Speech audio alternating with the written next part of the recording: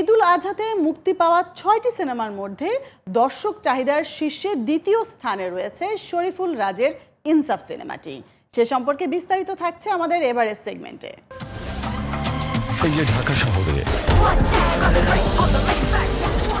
তাণ্ডবের পরে দর্শক চাহিদার শীর্ষে রয়েছে এবারের ঈদুল আজহায় মুক্তি পাওয়া সঞ্জয় সমাদ্দার পরিচালিত সিনেমা ইনসাফ।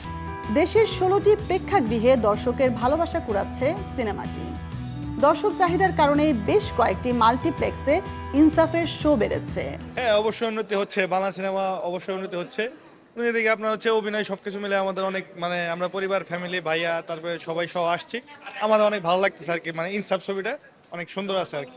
শরীফুল রাজের অভিনয় খুব দুর্দান্ত, তবে তাসনিয়া ফারিন পুলিশ হিসাবে মানায় নাই। খুবই ভালো লেগেছে এবং বাংলাদেশের সিনেমার স্ট্যান্ডার্ড যে উন্নতি হচ্ছে এই জন্য দেখে আমরা দর্শক হিসেবে খুব ভালো লাগছে। একদম পুরো অন্যরকম একটা ছবি এবং আমরা যেটা এক্সপেক্ট করিনি সেরকম কিছু ঘটনা ঘটেছে। সো এটা আমাদের জীবনেরই হয়তো একটা গল্প, তো আশা করছি এরকম ভালো ছবি আরও আসবে।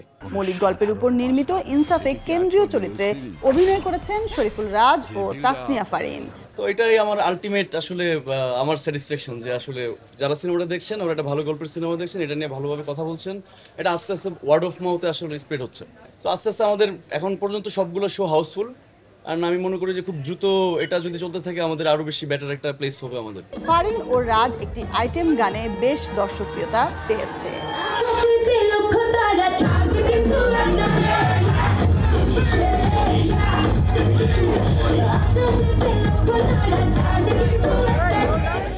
এছাড়াও মোশাররফ করিম ও চঞ্চল চৌধুরীর উপস্থিতিতে দর্শক মহলে বেশ সাড়া ফেলেছে। সব মিলিয়ে দর্শক মহলে বেশ প্রশংসা কুড়াচ্ছে সিনেমাটি।